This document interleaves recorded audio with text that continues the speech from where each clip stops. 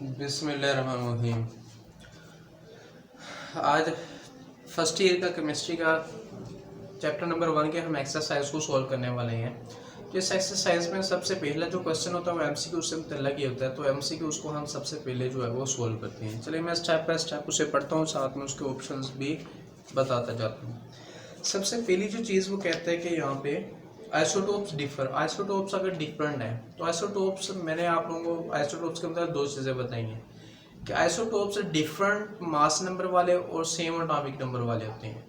और अगर mass number different हो जाए इट मीन्स उसकी फिजिकल प्रॉपर्टीज़ क्या हो जाती है, चेंज हो जाती है। फिजिकल प्रॉपर्टी भी मास में आ जाती है। इसलिए हम ये कह सकते हैं कि आपके पास isotope is differ in properties depending upon their mass number, क्योंकि मास नंबर डिफरेंट होने की वजह से उनकी फिजिकल प्रॉपर्टी क्या हो जाती है, चेंज हो जाती है। तो पहले वाले जो ऑप्शन का पहले वाले एमसीक्यूज का जो ऑप्शन बनता है वो ए ऑप्शन बनता है।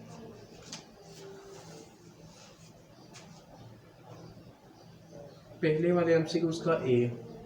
दूसरे वाले का देखिए, दूसरे वाला वो क्या कहता है, वो कहता है select the most suitable answer from the given one in each question. मतलब नीचे दिए गए आपके पास जो स्टेटमेंट्स हैं, क्वेश्चंस हैं, उनसे रिलेटेड आपने बताना है कि कौन सा मोस्ट सुटेबल है। अभी देखेंगे वो सारे के सारे आइसोटोप्स के मतलब है। आइसोटोप्स का मतलब हमने क्या पढ़ा है अबंडेंस के लिहाज से कि आपके पास ऐसे 280 एलिमेंट्स हैं, 280 आइसोटोप्स हैं। इनमें से 154 आपके पास ऐसे आइसोटोप्स हैं, 154 ऐसे आइसोटोप्स हैं जिनके इवन एटॉमिक नंबर है और जिनके इवन ही मास नंबर है आपके पास, मतलब एटॉमिक मास है आपके पास मास नंबर। इट मीन्स आपके पास इवन मास नंबर वाले और इवन एटॉमिक नंबर वाले आपके पास जो आइसोटोप्स है वो मोस्ट अबंडेंट है आपके पास। ऐसा ऑप्शन आप लोगों को जो है वो सी पार्ट में देखने को मिलेगा, जो कि दूसरे का सी पार्ट बनता है, सी। फिर थर्ड की तरफ आते हैं। थर्ड क्या कहते हैं वो, थर्ड वो कहता है कि many elements have the fractional atomic masses. वो कहता है कि कई ऐसे एलिमेंट्स हैं जिनके एटॉमिक मासेस जो हैं आपके पास वो फ्रैक्शंस हैं, फ्रैक्शनल एटॉमिक मासेस हैं। असल में फ्रैक्शनल एटॉमिक मासेस जो है वो इस वजह से होते हैं क्योंकि हम किसी भी एलिमेंट के जो एटम्स होते हैं, जो आइसोटोप्स होते हैं, उनकी रिलेटिव अबंडेंस के लिहाज से हम उसका वेटेड मीन निकालते हैं, एवरेज निकालते हैं। जैसे कि हमने नियॉन का निकाला था, हमने 20 को मल्टीप्लाई किया था उसकी परसेंटेज के साथ 92 समथिंग, फिर प्लस किया 21 को मल्टीप्लाई किया 0.0 समथिंग इसके परसेंटेज के साथ, ये एज्यूमिक वैल्यू है। फिर हमने 22 मल्टीप्लाई बाय 8 पॉइंट समथिंग आपके पास था परसेंटेज डिवाइड बाय 100। इस तरीके से आपके पास हमने परसेंटेज निकाली थी, जो कि क्या आई थी 20.18 आई थी नियॉन के आपके पास। अब ये जो आपके पास हमने इसका मास मतलब 20.18 निकला है, वो किससे रिलेट कर रहा है, इनकी रिलेटिव अबंडेंस के लिहाज से वो रिलेट कर रहा है, क्योंकि इसकी रिलेटिव अबंडेंस सबसे ज़्यादा थी, इसलिए इसके मोमेंटली करीब आपके पास है आंसर। इसलिए हम ये बताते हैं कि आपके पास जो फ्रैक्शनल एटॉमिक मासेस हैं वो मोस्टली आपके पास ऐसे एटॉमिक मासेस हैं, average mass of the isotopes ऐसा है जो कि उसके रिलेटिव अबंडेंस से रिलेट करता है आपके पास। तो इसका डी ऑप्शन करेक्ट बनता है आपके पास। फोर्थ वाले को देख लेते हैं। फोर्थ वाला क्या कहते हैं, the mass of one mole of electron. वो कहते हैं एक मोल इलेक्ट्रॉन के अंदर मास कितना है, एक मोल इलेक्ट्रॉन के अंदर मास। तो इजीली फाइंड हो जाएगा क्योंकि आपके पास एक इलेक्ट्रॉन का मास भी पता है और एक मोल का मतलब भी पता है कि एक मोल में कितने इलेक्ट्रॉन्स होते हैं। अगर एक इलेक्ट्रॉन के मास की बात कर लें तो आपके पास 9.1 मल्टीप्लाई बाय 10 की पावर -34 किलोग्राम है। क्योंकि जो ऑप्शन है वो मिलीग्राम में, तो हमने इसको मिलीग्राम में चेंज करना है। किस तरीके से करना है, 9.1 मल्टीप्लाई बाय 10 की पावर -31 है। अब इस किलो का मैं इसका प्रीफिक्स इस्तेमाल कर लेते हैं तो वो 10 की पावर 3, ठीक है, अभी ग्राम रह गया यहाँ पे। फिर मैंने क्या करना है, मिली का मतलब होता है 10 की पावर -3। अगर मैं 10 की पावर -3 खुद से लेता हूँ तो 10 की पावर मुझे 3 अपने से ऐड भी करना पड़ेगा। मतलब जो 10 की पावर -3 लिया तो 10 की पावर -3 लिए तो +3 भी लेना पड़ेगा आपके पास, ताकि क्वेश्चन को फर्क ना पड़े। अभी क्या होना है कि इनको आपस में मल्टीप्लाई कर दें, इस सारे को 9.1 मल्टीप्लाई बाय 10 की पावर 25 रह जाएगा और साथ में ये किस में चेंज होगी, मिली में चेंज हो जाएगा, मिलीग्राम। अब ये 1 इलेक्ट्रॉन मास आ गया आपके पास कि एक इलेक्ट्रॉन का मास क्या है। जब एक इलेक्ट्रॉन का मास पता चल गया तो 1 मोल का मतलब क्या है, 1 मोल का मतलब यही है कि उसमें 6.02 10 की पावर 23 है इनके पास। 1 मोल इलेक्ट्रॉन का जो मास है वो क्या बना, फिर 6.02 10 की पावर 23 को मल्टीप्लाई कर दे 9.1 मल्टीप्लाई बाय 10 की पावर -25 मिलीग्राम के साथ। दैन आपके पास जो रिजल्ट है वो 0.55 मिलीग्राम आप लोगों को देखने को मिलेगा, जो कि यहाँ पे ऑप्शन अगर देखा जाए तो वो बी ऑप्शन बनता है इसका। नेक्स्ट हम चलते हैं, वो कहते 5 में वो क्या कहता है कि एल्यूमिनियम जो है, एल्यूमिनियम के 27 ग्राम अगर रिएक्ट करे, मतलब कितने ऑक्सीजन के साथ वो रिएक्ट करता है और क्या बना रहे, एल्यूमिनियम ऑक्साइड बना रहे। अगर इसके इक्वेशन को देख लें सबसे पहले कि इसकी इक्वेशन क्या होती है, सो सिंपल इसकी इक्वेशन मिलेगी। देखिए कि एल्यूमिनियम को किससे रिएक्शन करवाया, ऑक्सीजन से, तो ये चीज़ आपके पास प्रोड्यूस होती है। ये तो मेंशन है उसके अंदर, अभी बैलेंस करना है। यहाँ पे 3 है, यहाँ पे 3 लगा दें, यहाँ पे 2 लगा दें, ताकि ऑक्सीजन बैलेंस हो गया। ऑक्सीजन बैलेंस होने के बाद एल्यूमिनियम बैलेंस हो गया, ठीक है। तो यहाँ पे हमारे पास ये क्या दिया गया, 27 ग्राम, और आपको पता है कि एल्यूमिनियम का मोलर मास भी 27 है। अगर इसका मास ही 27 ग्राम ले रहे हैं, इट मीन्स ये क्या दे रहा है, 1 मोल एल्यूमिनियम की बात कर रहे हैं। अभी हमने देखना है कि 1 मोल एल्यूमिनियम के जरिए कितनी ऑक्सीजन के मोल जो है वो कंज्यूम होकर ये चीज़ बनाते हैं 2 मोल, ठीक है। तो इस चीज़ को फाइंड करने के लिए मैंने एल्यूमिनियम और ऑक्सीजन को बैलेंस कर लेना है, मतलब इसको कंपैरिजन करने के जरिए निकालूंगा। अगर इसके 4 मोल है, बैलेंस कैलकुलेशन कहती है, अगर इसके 4 मोल है तो इसके कितने मोल्स निकलेंगे, 3 मोल निकलेंगे। इसके पहले 1 बना दूँगा, यहाँ पे 4 डिवाइड कर, यहाँ पे 1 मोल आ गई, यहाँ पे 3/4 मोल आ गई। अब ये 1 को मल्टीप्लाई कर लो, 1 मोल ही निकालना था। इट मीन्स पता चल गया कि एल्यूमिनियम का जब 1 मोल होता है, 27 ग्राम होता है, तो वो किस ऑक्सीजन कितने मोल्स को यूज़ करता है, के पास इतने मोल्स को यूज़ करता है, मतलब ऑक्सीजन कितने मोल्स है। जब ऑक्सीजन कितने मोल्स को पता चल गए, ये मोल्स हो गया, यहाँ पे क्या आ जाएगा, मास आ जाएगा, फार्मूला लगा दिया, और मोलर मास यहाँ पे आ जाएगा। मोलर मास की अगर बात करें तो 32 है, 32 से तरह के मल्टीप्लाई आ जाएगा, मतलब 3/4 मल्टीप्लाई बाय 32, तो इसका मास आ जाएगा। मास जो आता है 24 मास आ गया हाफ ऑक्सीजन आपके पास। यहाँ पे आपको ऑक्सीजन का मास नंबर पता चल गया, जो कि 24 है। यहाँ पे अगर देखा जाए तो 24 gram of oxygen, D option दिया हुआ तो उस पर टिक कर लें। नेक्स्ट देखें, number of moles of carbon dioxide. वो कहते हैं कार्बन डाइऑक्साइड के कितने मोल्स जो हैं which contain 8 gram of oxygen, जिसमें 8 ग्राम ऑक्सीजन हो। तो उसको भी अभी बैलेंस करके इसके जरिए देखते हैं, ताकि कुछ आइडिया हो जाए हमें। हमने मोल से कंपैरिजन नहीं करना होता है, जस्ट पहले मोल बना लें उससे, फिर आपका सारा का सारा क्वेश्चन हो जाएगा। हमें पता है कार्बन और ऑक्सीजन आपस में रिएक्ट करने के बाद कार्बन डाइऑक्साइड बनाते हैं, ठीक है, मान लीजिए। अभी देखिए कि इसके जो हैं, इसके कितने ग्राम, 12 ग्राम, और जबकि इसके कितने ग्राम, इसके 32 ग्राम, और ये कितना बना देता है, 44 ग्राम, जिसे हम 1 मोल कहते हैं आपके पास, ठीक है। अभी देखेंगे हमने ऑक्सीजन को कितने ग्राम करना है आपके पास। हमने ऑक्सीजन और कार्बन डाइऑक्साइड को कंपैरिजन करते हैं आपके पास, ऑक्सीजन और कार्बन डाइऑक्साइड। इसको मैं छोड़ देता हूँ, अभी नेग्लेक्ट कर देता हूँ। देखेंगे किस तरीके से इससे जो है कंपैरिजन करेंगे। हमने कितना ग्राम लेना है, 8 ग्राम। 8 ग्राम बनाने के लिए इसे क्या करें, 4 से डिवाइड कर दें। अगर इसको 4 से किया तो इसको भी 4 से कर दें, और इसको भी 4 से कर दें, तो ये क्या आ जाएगा, ये आपके पास आ जाएगा 8 ग्राम, और यहाँ पे कितना रह जाएगा, 11 ग्राम, और ये कितना होगा आपके पास, 0.25 मोल होगा आपके पास। तो कार्बन डाइऑक्साइड के 0.24 मोल मिलेंगे, जो कि ऑप्शन नंबर ए में आपके पास यहाँ पे देखने को मिल रहा है, छठे का ए ऑप्शन है। इसके बाद 7 की तरफ आते हैं। 7 क्या कहते हैं, वो कहते हैं लार्जेस्ट नंबर ऑफ मालिक्यूल, के ज़्यादा से ज़्यादा मालिक्यूल्स किस में मिलेंगे, आप प्रेजेंट इनमें आपके पास फार्मूलेज, उसने मालिक्यूलर मास दिए हुए हैं, सारे मास दिए हुए हैं, आपने मोल निकालने हैं। जिसका मोल सबसे ज़्यादा आएगा, उसमें सबसे ज़्यादा नंबर ऑफ मालिक्यूल्स मिलेंगे, जो कि ए ऑप्शन आपके पास बनता है। ए ऑप्शन इस तरीके से बनता है क्योंकि आपको मास दिया हुआ, आपने उसके 3.6, मतलब ए पार्ट जो है वो 3.6 ग्राम्स ऑफ वाटर, इसमें मोल सबसे ज़्यादा है, इसमें मोल सबसे ज़्यादा। जब मोल सबसे ज़्यादा, इट मीन्स इसके मालिक्यूल भी सबसे ज़्यादा होंगे। तो यही तो हमने फाइंड करना है इसमें। नेक्स्ट हम बात कर लेते हैं 8 वाले की। वो कहता है 1 मोल ऑफ, वो कहते हैं 1 मोल हमने लिया क्या, सल्फर डाइऑक्साइड। अगर 1 मोल है मतलब 1 Na है, ठीक है। इसमें से अगर S की बात करें तो S भी 1 Na निकलेगा, क्योंकि एक सल्फर डाइऑक्साइड 1 गैस प्रोड्यूस करता है, और कितने ऑक्सीजन प्रोड्यूस कर लेते हैं, 2 प्रोड्यूस कर लेते हैं, इट मीन्स 2 Na निकलेगा। यहाँ पे अगर बात करें तो आपके पास जो चीज़ यहाँ पे प्रोड्यूस हो रही है वो ये प्रोड्यूस हो रही है। इनमें से अगर कोई भी ऑप्शन आपके पास अवेलेबल है तो उस पर आपने टिक कर देना है, जो कि ऑप्शन नंबर सी बनता है आपके पास। सी में वो कहता है कि एस जो है वो M1 N है आपके पास, मतलब 6.0 to 10⁻23 ऑफ एस है, तो वही उसका ऑप्शन दिया हुआ, क्योंकि ये इतना ही प्रोड्यूस करता है अगर 1 मोल हो। क्या हो अगर 1 मोल हो, 1 मोल इसी की इक्वल है आपके पास। नेक्स्ट हम बात कर लेते हैं 9 वाले की, the volume occupied 1.4 gram N2। अगर N2 की बात करें स्टैंडर्ड टेम्परेचर और प्रेशर के लिहाज से इसका 28 ग्राम बनता है, ठीक है। और 28 ग्राम के अंदर आपके पास इसका जो वॉल्यूम होता है 22.414 डेसीमीटर क्यूब होता है। हमने क्या करना है, 1.4 बनाना है, तो 1.4 बनाने के लिए मैं डिवाइड करता हूँ इसको 2 से और इसको भी 2 से डिवाइड कर देता हूँ।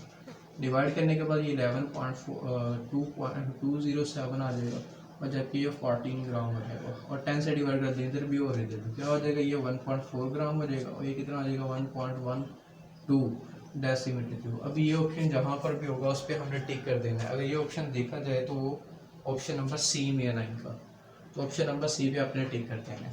नेक्स्ट 10 MCQ वाला देख लें, वो कहते हैं क्या लिमिटिंग रिएक्टेंट इज 1। वो कहते हैं लिमिटिंग रिएक्टेंट आपके पास एक ऐसा रिएक्टेंट है जो क्या करता है, which give the least amount of product, जो कि कम अमाउंट देता है आपके पास प्रोडक्ट की, वो आपके पास होता है। तो इसका डी ऑप्शन बनता है 10वें का डी ऑप्शन जो है वो करेक्ट है आपके पास, जो कि प्रोडक्ट को कंट्रोल करता है, मिनिमम प्रोडक्ट देता है आपके पास, वही उसका कंट्रोल करता होता है आपके पास।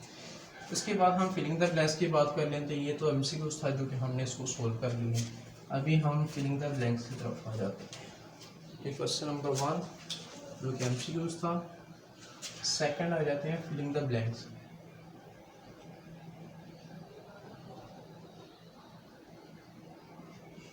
अच्छा, फिलिंग द ब्लैंक्स में पहला देखिए, वो कहते हैं unit of relative atomic mass. Relative atomic mass के लिए तो हमने AMU इस्तेमाल किया था, ये इसका ऑप्शन ये बने, मतलब एम फिल ये किया जाएगा। सेकंड आपके पास exact masses of isotopes can be determined, किसके जरिए डिटरमाइन कर सकते हैं, मास स्पेक्ट्रोग्राफ के जरिए। मास स्पेक्ट्रोग्राफ दिया हुआ तो आप लोगों ने मास को फिल करना है बस, या मास के जरिए हम उनको अलग करते हैं क्योंकि उनका मास ही डिफरेंट होता है के पास।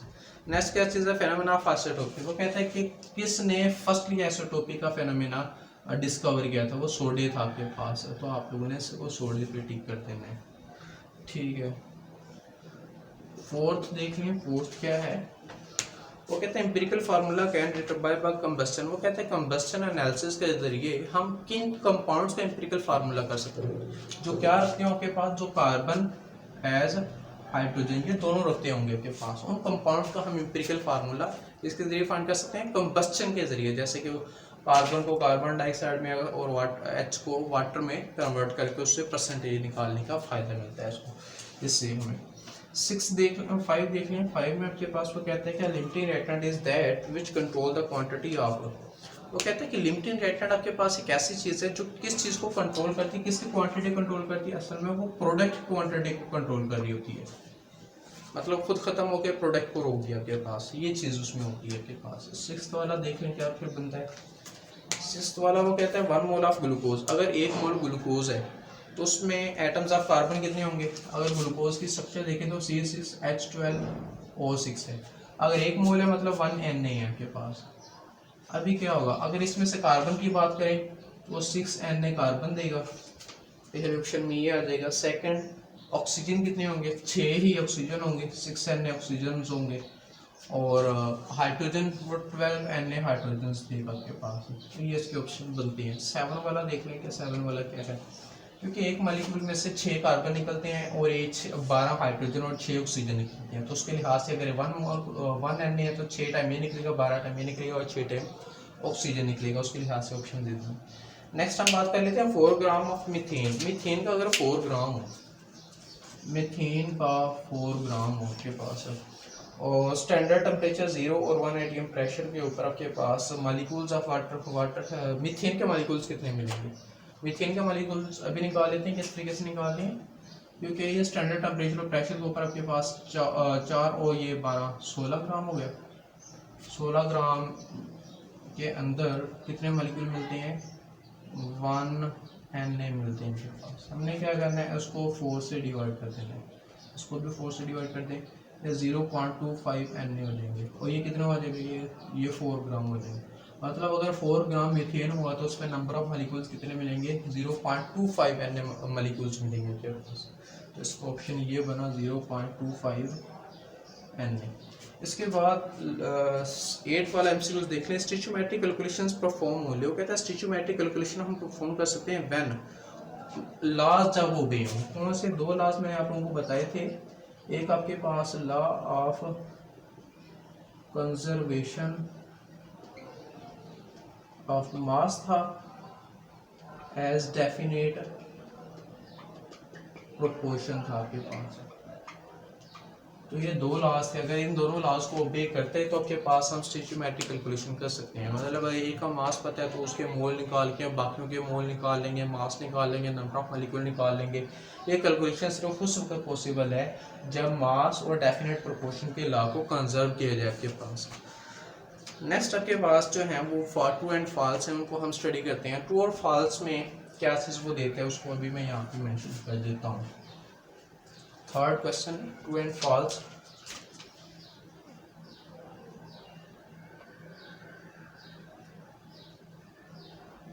पहला option, neon has the 3 isotopes, मानते हैं 20, 21 और 22 मासेस वाले इनके 3 आइसोटोप्स हैं।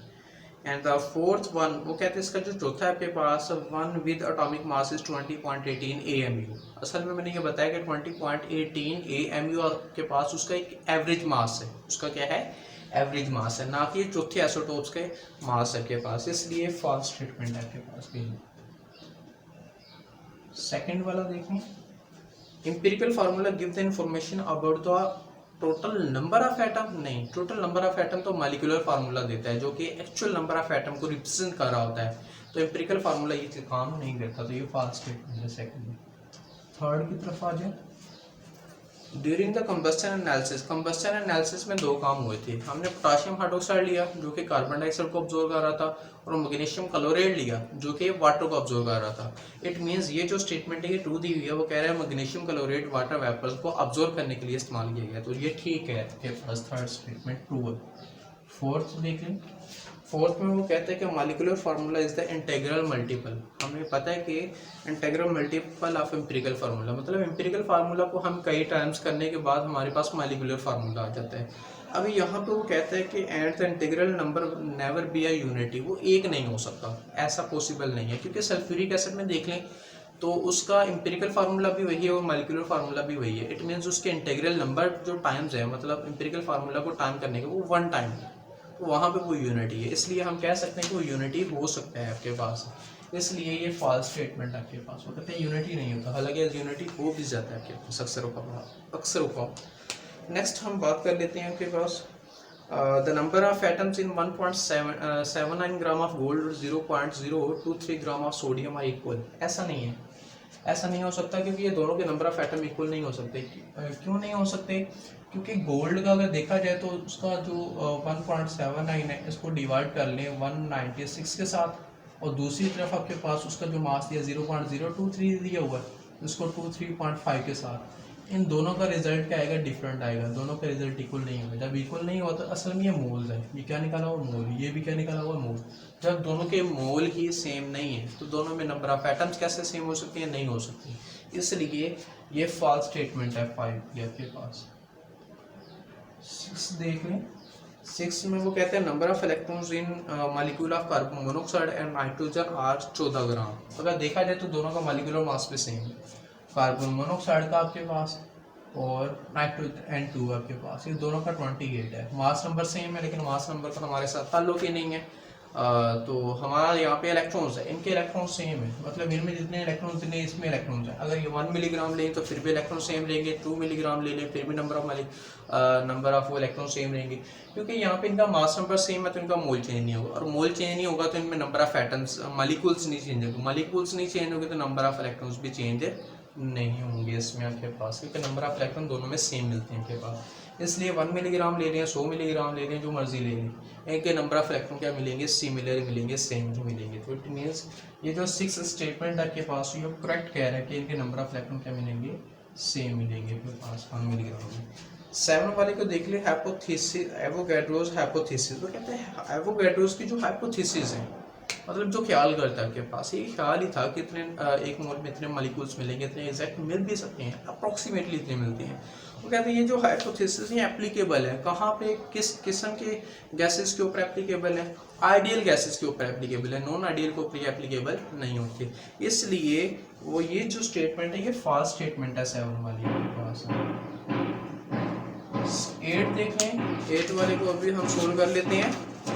8 में वो कहता है कि एक्चुअल यील्ड आपके पास वो यील्ड होती है जो कि हम एक्सपेरिमेंट के बाद हासिल करते हैं, ठीक है। और थ्योरेटिकल यील्ड वो होती है कि हम कहते हैं कि इतने अमाउंट हमने रिएक्टेंट लिए तो इतने ही प्रोडक्ट मिलना चाहिए आपके पास है, लेकिन प्रोडक्ट उतनी नहीं मिलती। उसकी वजह क्या है, साइड रिएक्शन हो जाता है। साइड रिएक्शन हो जाता है, क्रिस्टलाइजेशन में कुछ चीज़ें उसमें रह जाती हैं, प्रोडक्ट पूरी की पूरी हासिल नहीं होती। इसलिए एक्चुअल यील्ड कम हो सकती है थ्योरेटिकल यील्ड से, लेकिन ज़्यादा नहीं हो सकती। इसलिए ये जो स्टेटमेंट है ये फॉल्स स्टेटमेंट है 8 वाली के, actual yield my be greater than theoretical yield, ये ऐसा पॉसिबल नहीं है आपके पास। मेरे ख्याल से आप लोगों को ये तीनों के तीनों क्वेश्चंस की समझ आ गई होंगी, एमसीक्यूज, फिलिंग द ब्लैंक्स और ट्रू और फॉल्स। और बाकी के जो क्वेश्चंस हैं आपके पास, क्वेश्चन नंबर 4, 5, 6, 7, 8 और 9, ये 9 क्वेश्चन तक मैंने जो है डिस्क्रिप्शन के अंदर लिंक दे दिया, तो वहाँ से देख के आप वहाँ पे क्लिक कर लें उस क्वेश्चन के ऊपर, इजीली आप उस वीडियो के ऊपर पहुँच जाएंगे जो कि जो जिस क्वेश्चन के मैंने लेक्चर से डिलीवर कर चुका हूँ उनका, ठीक है। ओके, खुदा हाफिज़। बाकी लेक्चर के लिए वेट कीजिएगा। Thank you.